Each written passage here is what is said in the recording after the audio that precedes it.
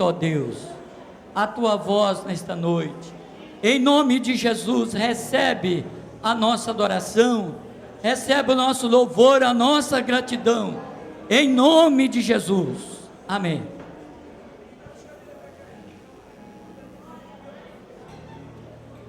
A paz do Senhor para a igreja. É com grande alegria e satisfação que eu recebo esta oportunidade nesta noite. Me sinto muito feliz, eu posso falar isso em nome da minha família. Nós estamos felizes por estarmos aqui nesta igreja. Acredito que seja a primeira vez, mas estou feliz por estar revendo amigos aqui. Existem amigos mais chegados que irmãos, né? E a nossa irmã Ilma é uma pessoa muito querida, já vai fazer bastante tempo que eu não vejo a irmã e toda a sua família. E eu glorifiquei ao Senhor por ter recebido este convite. E eu confesso às irmãs que eu não via a hora de chegar logo a esse evento, só para matar também a saudade e poder estar aqui fazendo parte de um evento tão maravilhoso como esse. E eu posso dizer para as irmãs que coisa linda o que Deus está fazendo aqui no nosso meio. Eu quero parabenizar o departamento feminino desta igreja. Fui inserida no grupo aí no Zap, que coisa abençoada, né? E eu pude presenciar, acompanhar todo esse processo de realização desse evento. E eu quero aqui aproveitar esta oportunidade e estar parabenizando cada irmã pelo profícuo trabalho que cada uma de vocês veio empreendendo no sentido de consolidação desse evento. Que Deus possa continuar abençoando todo este departamento feminino, a liderança, todos que se empenharam. E eu quero também louvar a Deus pela vida do pastor desta igreja, pela confiança, viu, pastor, por estar nos confiando este púlpito e este microfone, para estarmos fazendo aquilo que o Senhor tem nos chamado a fazer, que é pregar a sua palavra. E como eu sempre costumo dizer, que a graça do nosso Senhor e a paz que excede os nossos entendimentos, que possa continuar superabundando não só o coração dessas mulheres guerreiras que estão aqui, mas de toda esta igreja nesta noite. Sem perca de tempo, eu gostaria de te convidar mais uma vez a ler comigo o versículo que referencia o tema desta festividade. Abra comigo no livro do profeta messiânico, Isaías capítulo 43, e eu gostaria de apenas ler o versículo que foi escolhido pelas irmãs como o versículo-chave ou o tema de referência para este evento. Se você tem a Bíblia, repare quem está do seu lado que não faz uso da Bíblia, você pode estar se oferecendo para que esta pessoa que está aí do seu lado tenha a oportunidade de efetuar a leitura desse versículo juntamente com você. Então, se você encontrou, diga glória a Jesus. Isaías 43, versículo 11. Talvez a versão da minha Bíblia seja um pouco diferente da dos irmãos, mas na minha versão diz assim: Eu sou o Senhor e fora de mim não há Salvador. Eu gostaria que você pudesse repetir comigo. Vocês já repetiram, então mais uma vez nós vamos repetir o versículo 11 para ficar bonito. Vamos lá? Eu sou o Senhor e fora de mim não há Salvador. E fora de mim não há Salvador. Não há Salvador. Se você tem assento, tome-o glorificando. Aleluia. Eu quero chamar a sua atenção aqui à frente, em nome de Jesus, você que está aí na galeria, você que está aqui embaixo. Eu quero me situar numa introdução para que a gente possa compreender, presta atenção, para que a gente consiga compreender o contexto desse versículo e abstrair do contexto desse versículo algumas revelações de Deus para as nossas vidas nesta noite. Porque nós estamos diante de um texto que é a celebração da fé, que atesta a intervenção fundamental de Deus nos acontecimentos humanos. Esse texto é descoberta de uma vida cotidiana inteiramente envolta no manto de maravilhosa benevolência. Esse texto é a separação da velha vida, mas também é um movimento para a mudança e para a liberdade.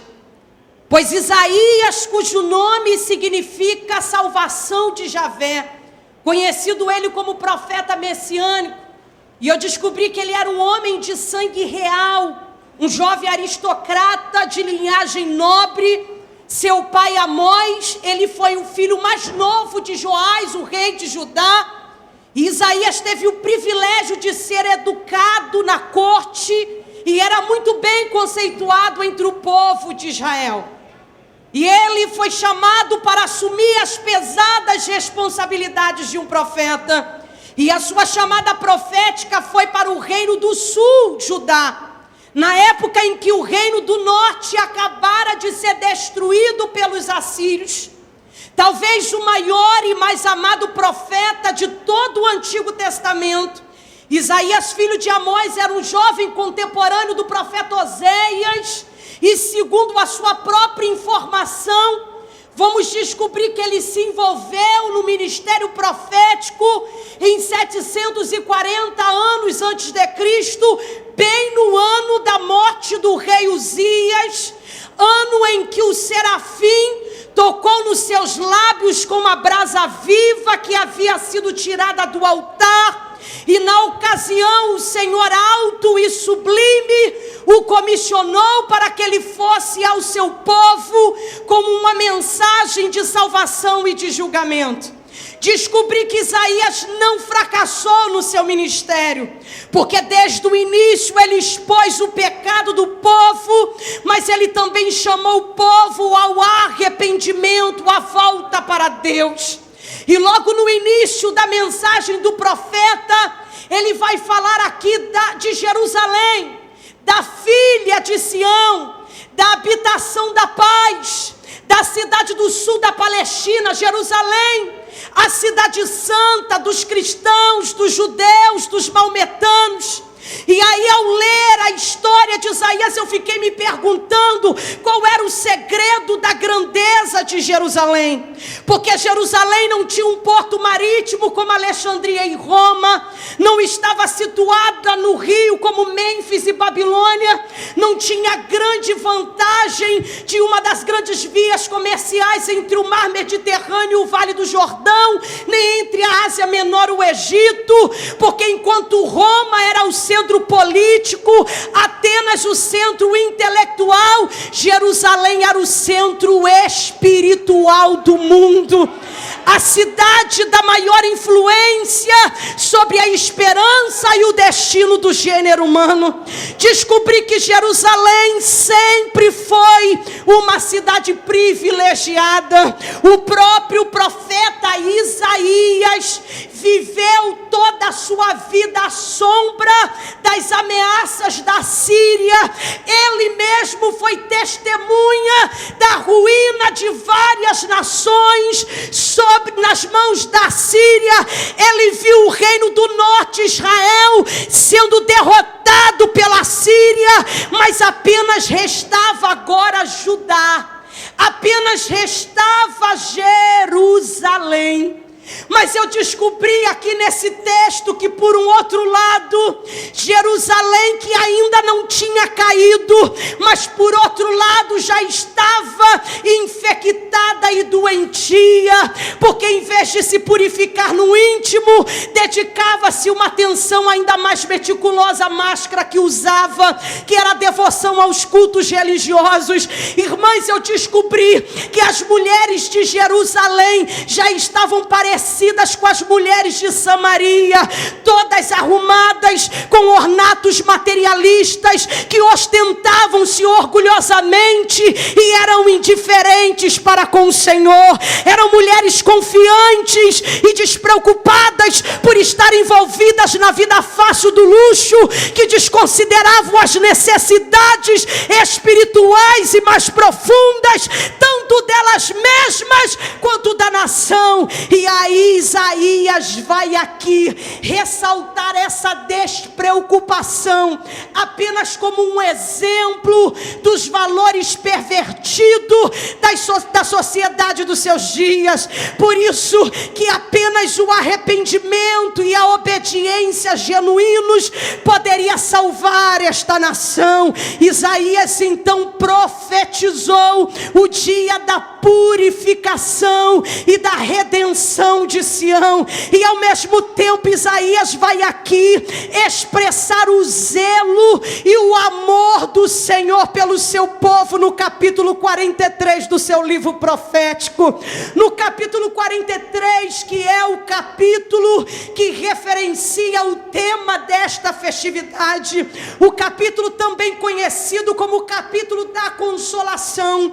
Neste capítulo, Deus vai revelar os seus planos de esperança, mas Deus também revela a sua frustração sobre Israel, porque Israel, que não era nada, era apenas um povinho, uma multidão anônima, sem formação política, sem governo humano, democrático ou despótico, mas que foi escolhida por Deus para ser uma grande nação, estava aqui manchando os mandamentos, desobedecendo a lei. Judá já estava totalmente entregue aos pecados da ganância, das alianças pagãs, da idolatria, porque na realidade Israel já estava vivendo moral e espiritualmente em ruína. O povo havia pecado e consequentemente seriam submetidos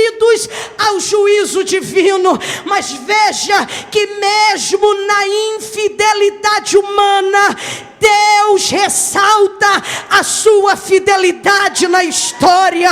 Mesmo com a indiferença, com a ingratidão, com a infidelidade, Deus não deixou de demonstrar a sua graça e a sua fidelidade ao pacto feito com Abraão, com Isaac e com Jacó. Por que isso, Senhor?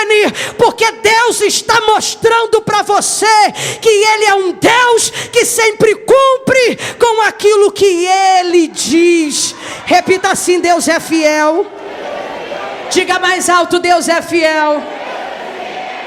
E aí eu descubro que a fidelidade de Deus jamais dependeu da sua. A fidelidade de Deus jamais dependeu da minha. Deus é fiel mesmo quando não somos. Aleluia. Você perdeu a oportunidade de dizer glória a Deus. Deus é fiel, mas Ele também é justo. Diga: Ele é justo. Aponta o dedinho e diga assim: Ele é justo. E por isso, pela justiça de Deus, o juízo sobreviria por causa do comportamento imoral e da idolatria do povo. O que Deus estava mostrando para Isaías, você já vai entender o que Deus deseja falar para a sua vida.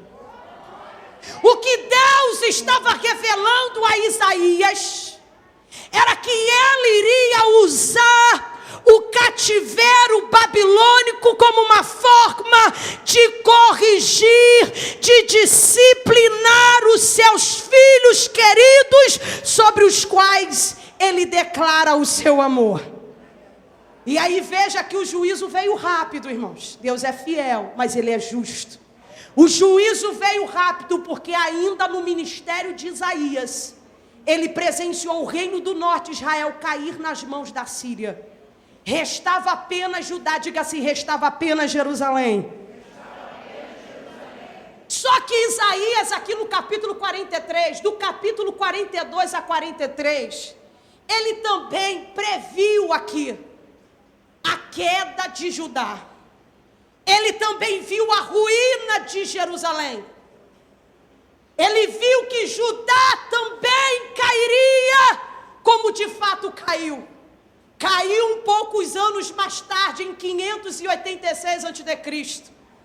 Caiu com a invasão babilônica, na época do reinado de Nabucodonosor, que foi no dia 29 de julho de 586 a.C., os babilônicos renderam Jerusalém, saquearam todo Judá, o templo, o palácio, as fortificações foram incendiados um mês após a conquista de Jerusalém. E aí presume-se que a Arca da Aliança também tenha sido incendiada juntamente com o templo. Só que os babilônicos, antes de incendiarem o templo, saquearam, destruindo algumas peças, roubando as mais valiosas. E aí um reino que outrora era brilhante, esse reino se tornaria em cinzas. Se tivesse Judá ouvido a voz de Deus, evitaria tal tragédia.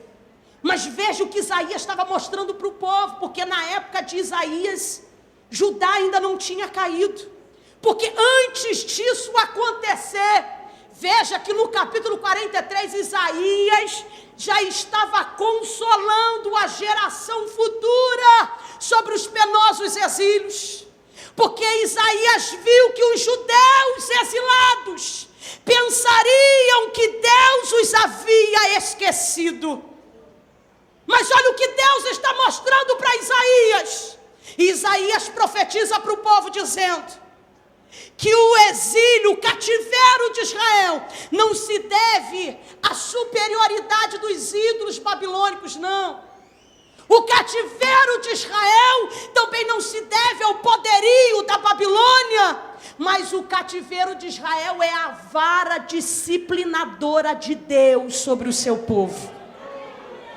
Isaías estava mostrando que o cativeiro seria a correção, mas o cativeiro babilônico também seria a redenção. O cativeiro seria a disciplina, mas o cativeiro também seria a salvação. O cativeiro seria o castigo, mas o cativeiro também seria a purificação. Está entendendo o que Deus está falando hoje para a sua vida? E aí Isaías começa a dizer: o castigo não vai durar para sempre, o exílio não vai durar para sempre, porque existe um período para vocês, exilados. Porque depois de 70 anos, diga 70. Olha o que Isaías profetizou e Jeremias também já tinha profetizado. Depois de 70 anos que as tribos de Judá e Benjamim fossem levadas cativos para a Babilônia, Deus, tomado de compaixão, iria realizar aquilo que ele havia já predito pelo profeta Jeremias, que depois que se passassem 70 anos, sob dura escravidão, sob Nabucodonosor e seus descendentes, o povo sairia do exílio, porque Deus levantaria um homem chamado Ciro, e Ciro pode ser uma figura de Cristo, porque Isaías diz: Ciro vai expedir o decreto de libertação do povo do cativeiro babilônico. Isaías já havia profetizado não apenas o cativeiro, mas ele profetizou a libertação do povo. E sabe quando isso se cumpriu? Olha que interessante, olha o que Deus faz. Porque no período em que o povo ficou 70 anos no cativeiro babilônico, depois de 70 anos, Ciro foi levantado verdadeiramente por Deus. Por quê? Porque Ciro, nos prefácios de Flávio Joséfo, diz que talvez alguns pensam ser coincidência, mas era plano de Deus. Ciro, que nem sonhava em nascer, mas Isaías já havia profetizado sobre ele há 210 anos. E olha, Ciro, de repente, Ciro resolve fazer uma leitura e ele vai parar nas profecias de Isaías. De repente Ciro abre em Isaías 45, se você quiser acompanhar. Imagina Ciro no palácio e de repente ele abre em Isaías 45, ele fica espantado, porque ele identifica o seu nome profetizado por alguém que falou ao seu respeito há 210 anos antes dele nascer. Imagina quando Ciro lê e diz em Isaías 45: assim diz o Senhor a meu ungido Assírio, a quem tomo pela mão direita, para bater as nações ante a sua face, e para descingir os lombos dos reis, para abrir diante deles as portas que não se fecharão. Eu irei adiante de ti, endireitarei os caminhos tortuosos, quebrarei as portas de bronze, despedaçarei as trancas de ferro, dar-te-ei os tesouros escondidos e as riquezas encobertas, ainda que não saibas quem eu sou, mas por amor de meu servo Jacó e de Israel, meu escolhido, fui eu que te chamei pelo teu nome e que te pus um sobrenome, ainda que não me conheces. Eu sou, e não há outro Deus além de mim. Quem pode levantar a mão? Aramashurikandalamaia.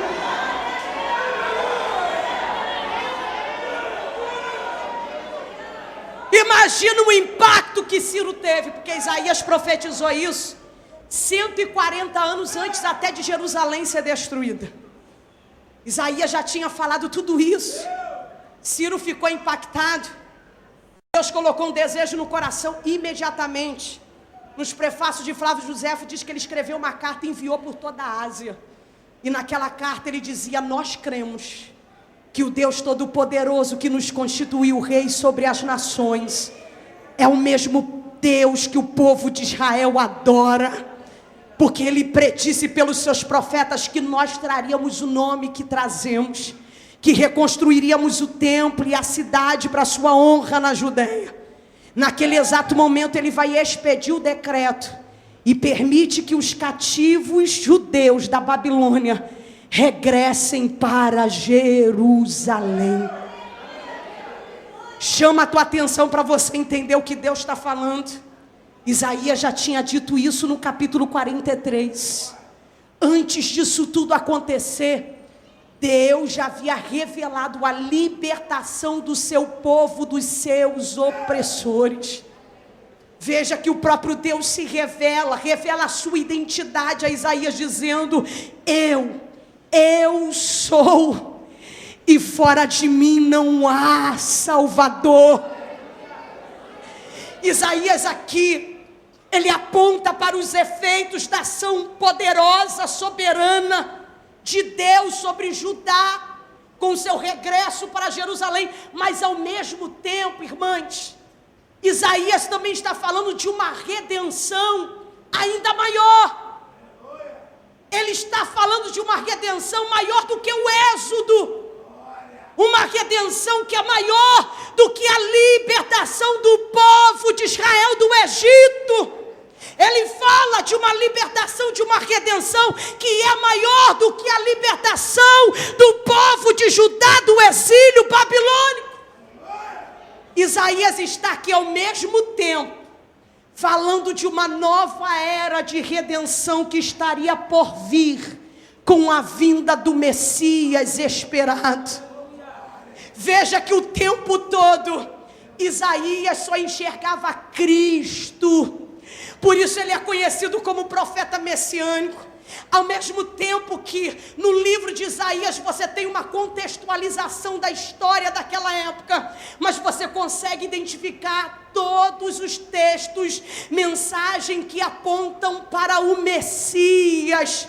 Mas veja que Isaías não apenas viu os sofrimentos de Cristo no Calvário, os seus olhos foram para além dos sofrimentos de Cristo no Calvário. Os olhos do profeta também contemplaram o reino e a glória.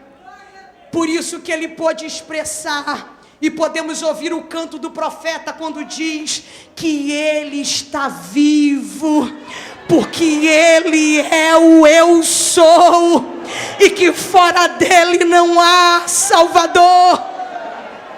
Diga assim: não há. E salvação, irmãos, no grego é soteria, é seguridade, estar bem protegido, ou solvência, estar no bom estado. A salvação da alma humana é um ato das grandezas incomensuráveis de Deus. A salvação da alma humana é o resultado da morte sacrificial de Cristo na cruz do Calvário. A salvação da alma humana não é um presente do homem para Deus, mas é o contrário, é um presente de Deus para o homem. Salvação não é história da carochinha, salvação não é sentimentalismo, salvação não é emocionalismo, coisa para mexer com os sentimentos de pessoas. Salvação também não se aprende pela cabeça, não tem teoria de salvação que possa entrar na cabeça do homem, mas salvação é o resultado do encontro que o homem tem com o Senhor Jesus. Porque ao encontrar-se com Jesus, o peso do pecado é afastado de si. Os olhos começam a lacrimejar lágrimas de arrependimento. Aí a pessoa passa a andar de cabeça erguida e dizendo: livre estou, não tem mais exílio, não tem mais Egito, porque eu estou livre. E existe um povo aqui nesta noite que na sua grande maioria pode não ter nome famoso, pode não ter escudo português. Esse povo que está aqui pode não ter carro do ano, pode não ter dinheiro depositado na caderneta da poupança, mas esse povo que está aqui tem a salvação ardendo na sua alma. Quem tem a salvação aí da glória?